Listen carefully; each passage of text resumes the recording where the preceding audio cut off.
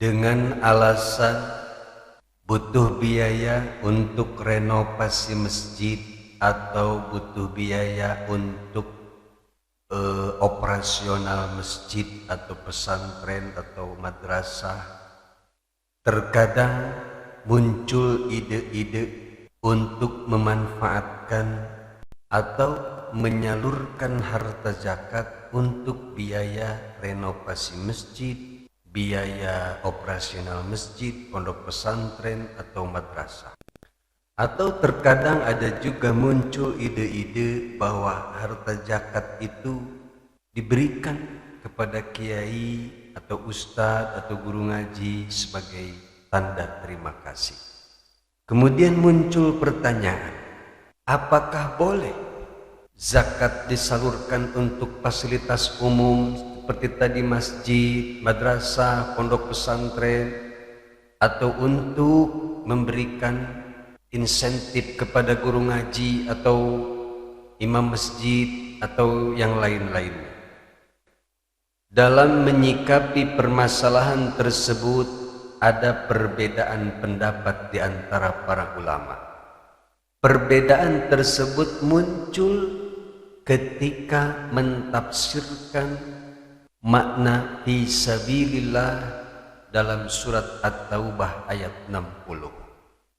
Ada ulama yang mentafsirkan bahwa makna fi sabilillah dalam ayat tersebut adalah al-qa'imina bil jihadi mimman la fai'alahum walau agniya, adalah orang-orang yang berjuang di medan perang membela agama Allah yang tidak mendapatkan harta fai atau tidak mendapatkan gaji sekalipun mereka kaya. Inilah kebanyakan pendapat ahli tafsir bahwa fisabilillah dalam ayat tersebut adalah orang yang perang di medan tempur membela agama Allah dan tidak mendapatkan gaji.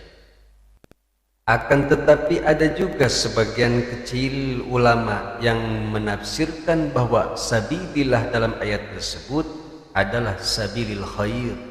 Semua jalan yang diridhai Allah itulah sabilillah.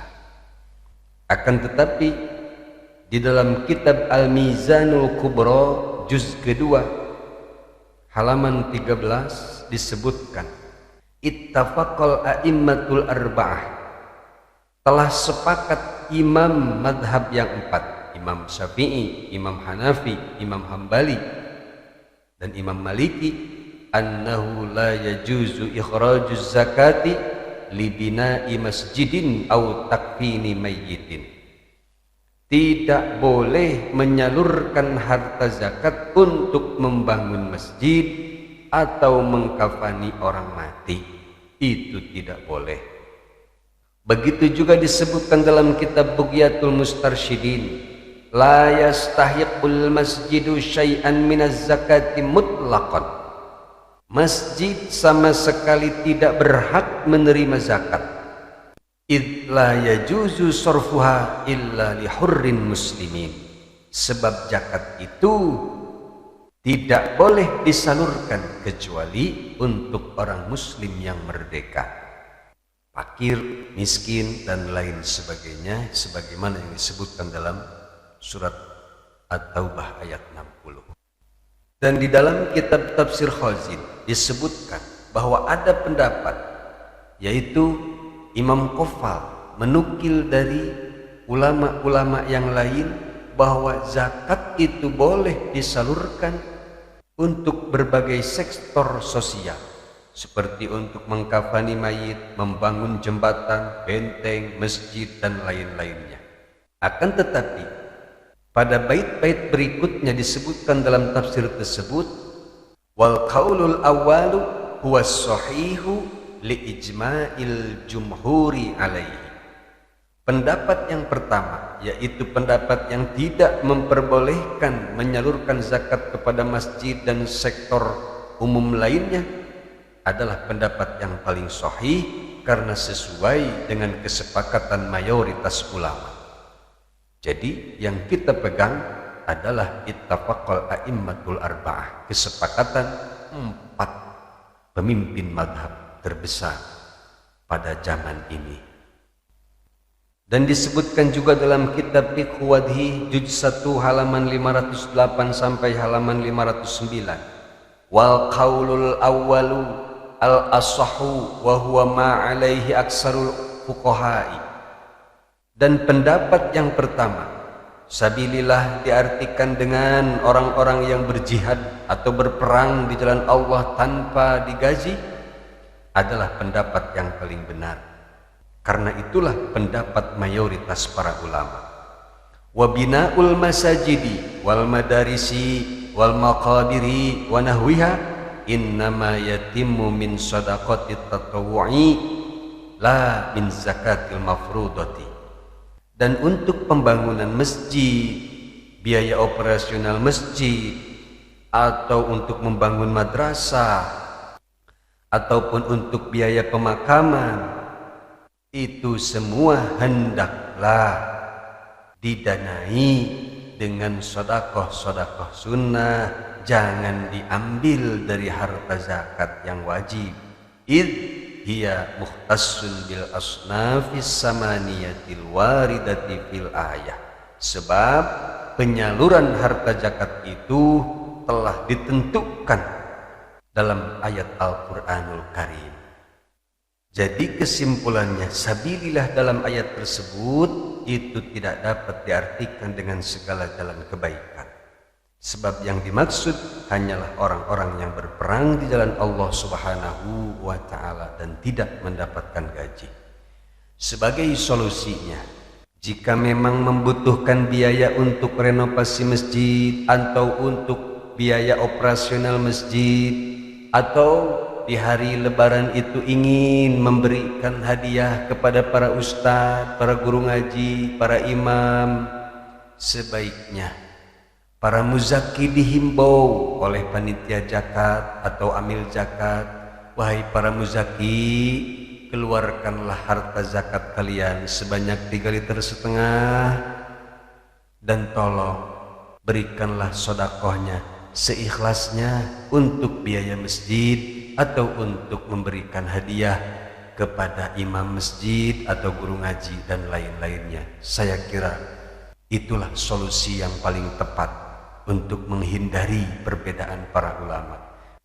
Saya yakin jika ada edukasi kepada masyarakat, ada sosialisasi kepada masyarakat atau kepada para muzaki, saya yakin mereka semua akan mengerti dan pasti akan mau mengeluarkan zakat fitrahnya sekaligus mengeluarkan sedekahnya untuk kepentingan-kepentingan umum.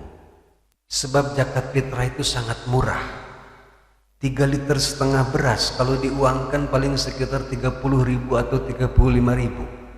Maka saya yakin kalau misalkan 35.000 ditambah sedekah sunnahnya 15.000, para muzaki tidak akan keberatan. Dengan syarat tadi sedekahnya jangan ditentukan. Siapa tahu ada yang ngasih 1 juta untuk masjid atau lebih untuk memberikan insentif kepada kiai atau imam dan lain sebagainya. Biarkan aja masyarakat mengeluarkan sedekah dengan seikhlasnya dan sesuai dengan kemampuannya. Dan sudah saatnya di hari yang bahagia, di hari raya Idul Fitri, kita memikirkan nasib-nasib orang-orang yang kurang mampu. Sebab kalau menurut saya, di zaman sekarang ini sudah banyak masjid-masjid yang berdiri kokoh, megah dan indah. Tapi apakah orang yang sholat di dalam masjid yang megah bisa khusyuk sholatnya? Bisa tenang sholatnya jika perutnya kosong? Apakah bisa tenang sholatnya jika memikirkan kesulitan-kesulitan ekonomi?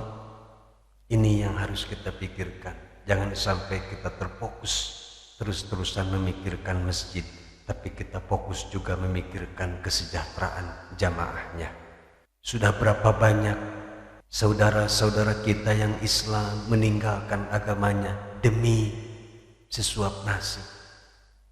Sudah berapa banyak saudara-saudara kita yang murtad, rela meninggalkan agama sebab tergoda oleh iming-iming hidup yang sejahtera. Inilah yang harus kita pikirkan bersama. Sebab perut yang kosong tidak cukup diberikan ceramah. Orang yang sehari-hari bergelut dengan kesusahan hidup tidak cukup terus-terusan disirami rohaninya. Tapi sudah saatnya kita semua membantu juga kesulitan-kesulitan yang dihadapi oleh saudara-saudara kita. Dengan momentum Idul Fitri inilah, mari kita salurkan zakat fitrah kepada orang-orang yang betul-betul membutuhkannya. Fakir, miskin, atau orang-orang yang terlilit hutang. Mungkin itulah salah satu hikmah Allah Subhanahu wa ta'ala menomorsatukan fuqara sebagai asnaf yang 8, agar kita lebih mengutamakan orang-orang fakir daripada yang lainnya. Wallahu a'lam bishawab.